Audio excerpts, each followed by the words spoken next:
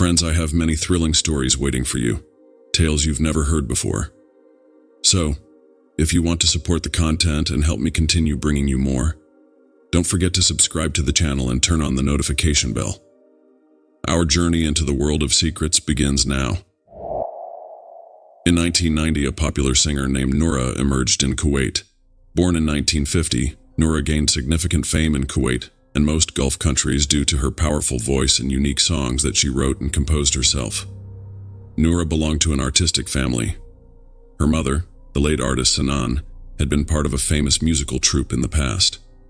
Noura's band consisted of 7 girls, herself and 6 others.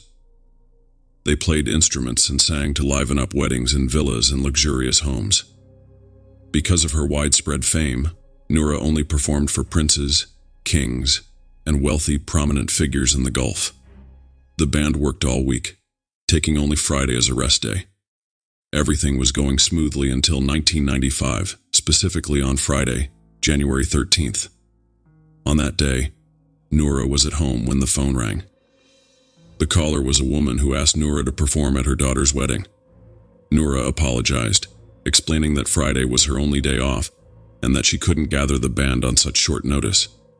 However, the woman pleaded, saying that her only daughter dreamed of having Noura perform at her wedding. Moved by the woman's words, Noura finally agreed, even though it went against her schedule. They agreed for the event to start at 10 p.m., for a fee of 700 dinars, a considerable sum at the time. The address was in a place called Al-Sabahiyah in Kuwait. Noura called her band members, explained the woman's story and her situation, and managed to convince them to work on their day off. They gathered in the evening and set off toward the address. But along the way, Noura had a strange feeling, as if something wasn't quite right. They arrived at the house at 9 p.m. It was a large, luxurious place decorated with lights and ornaments. Upon entering, they saw a large number of guests, a banquet table full of lavish food, and everything appeared to be of the highest standard, with guests from the upper class. Yet Noura noticed something odd. There were no cars parked outside. She wondered how such a crowd had gathered without any vehicles. Trying to reassure herself, she thought perhaps the guests were locals, or had parked their cars far away. The bride's mother appeared, warmly welcomed Noura and kissed her. But Noura felt something strange about the woman's hand.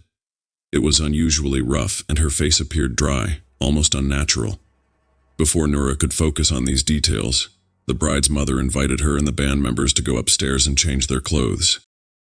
They entered a room and began getting ready. 5 minutes later, there was a knock on the door. The girls opened it to find a group of the bride's friends who wanted to greet them. Since they were celebrities, they exchanged pleasantries, and then the friends left. But Shams, one of the band members, said in a shaky voice, "Did you notice what I did? Why were their hands so rough and their faces so stiff like stone? Did you feel the strange heat radiating from them?" The other girls confirmed her observation, looking uneasy. Although Noura had felt something similar, she tried to calm them down, saying, "It's nothing like you think. You're just tired because you're working on your day off." The girls changed their clothes, and at 10 o'clock they went downstairs to start the first performance. When they descended, they noticed something even stranger. The groom and bride were dressed in unusual black outfits that didn't resemble any typical wedding attire. They were completely silent and didn't even look at each other, as if they were focused on something else. Noura told the girls, "Let's begin now," while thinking to herself, "What else is in store for us tonight?" The girls began playing music and singing, and the atmosphere remained calm without anything strange happening throughout the first set. But as it ended, Noura felt an overwhelming fatigue throughout her body. She told the girls, "I'm going upstairs to the room to rest for a bit until the second set begins, and then I'll be back to work with you." She went upstairs, and when she entered the room, she noticed something unusual. The bed was covered in dust and the sheets were dirty, as if they hadn't been cleaned for months, even though everything had been tidy when she was there with the girls earlier. Exhausted, she didn't focus too much on it, lay down on the bed and quickly drifted into sleep. While she slept, she had a terrifying dream of a woman with disheveled hair and a horrifying appearance who entered the room and began choking her. Noura woke up in a panic and ran to the door to open it and leave, but the door wouldn't budge. She tried shaking the handle with all her strength, but it was no use. She started banging on the door and shouting as she struggled to open it.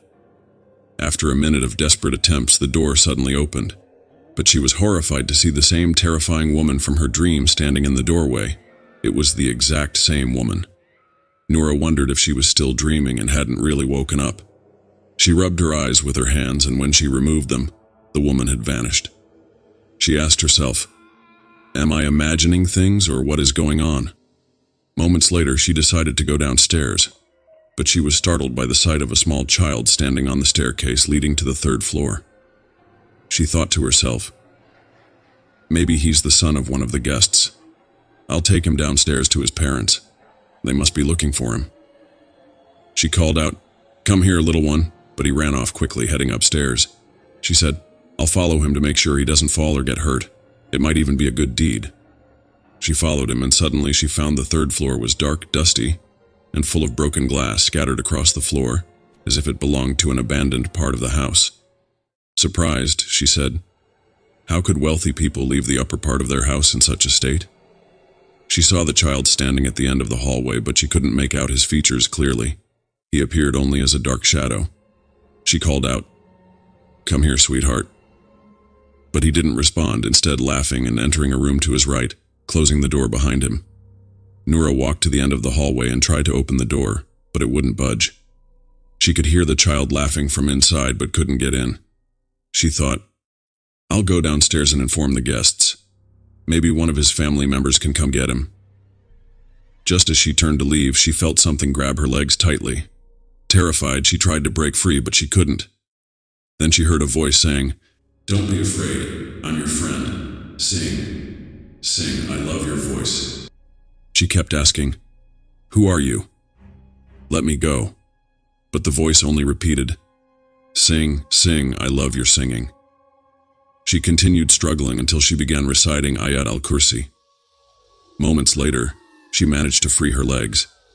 She hurried downstairs, and that's when she realized the house was haunted. When she got downstairs, the second set had already begun, and the girls asked her, "Where were you?" She didn't want to scare them or reveal what had happened, so she claimed she had been sleeping. They continued singing until the clock struck midnight. If you think what happened so far was terrifying, you're mistaken. What was to come would be far more horrifying. When the clock struck midnight, all the guests began to rise and dance wildly.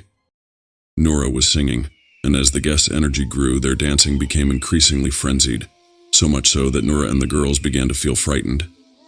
They kept singing as the guests danced, but suddenly, the guests' clothes revealed their feet, and it became clear that their feet were not human but animal-like. Noura glanced at the girls, signaling, "Keep going, don't stop." But the girls were so disturbed they started stumbling over the lyrics, unsure of what they were singing. Shams, one of the girls, couldn't handle the terrifying sight and collapsed to the ground unconscious.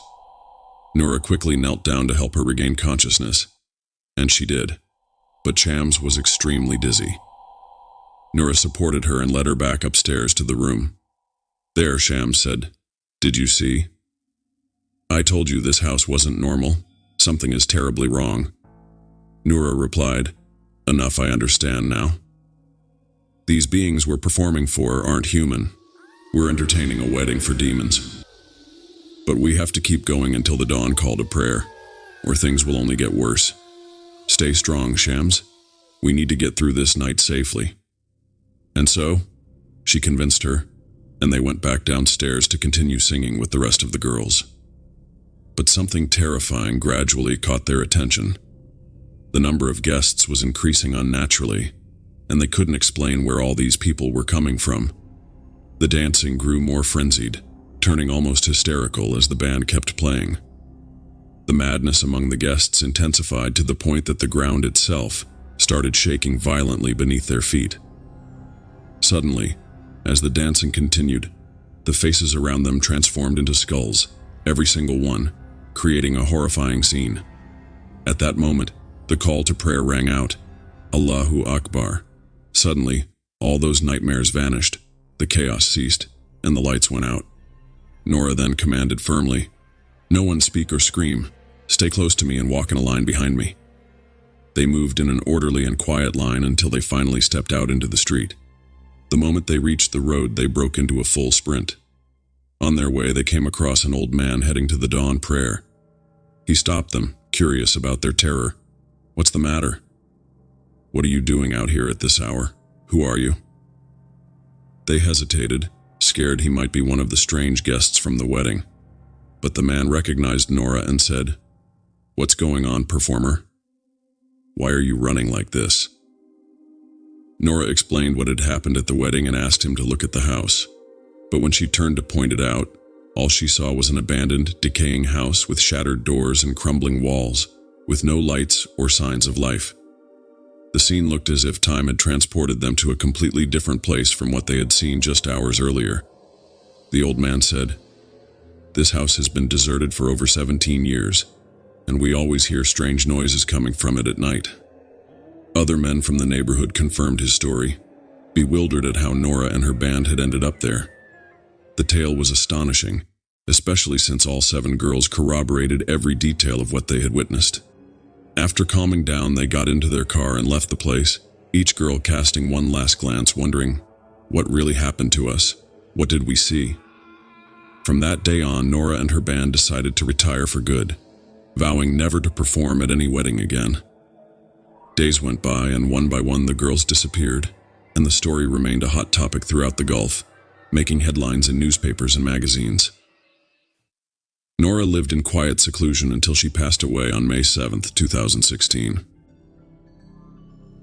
My friends, that was one of the mysterious stories I wanted to share with you. If you enjoyed this story and want more thrilling tales, don't forget to support the channel by subscribing and activating the notification bell to catch all the new content. Thank you for watching, and stay tuned for our next story, filled with even more mystery and suspense.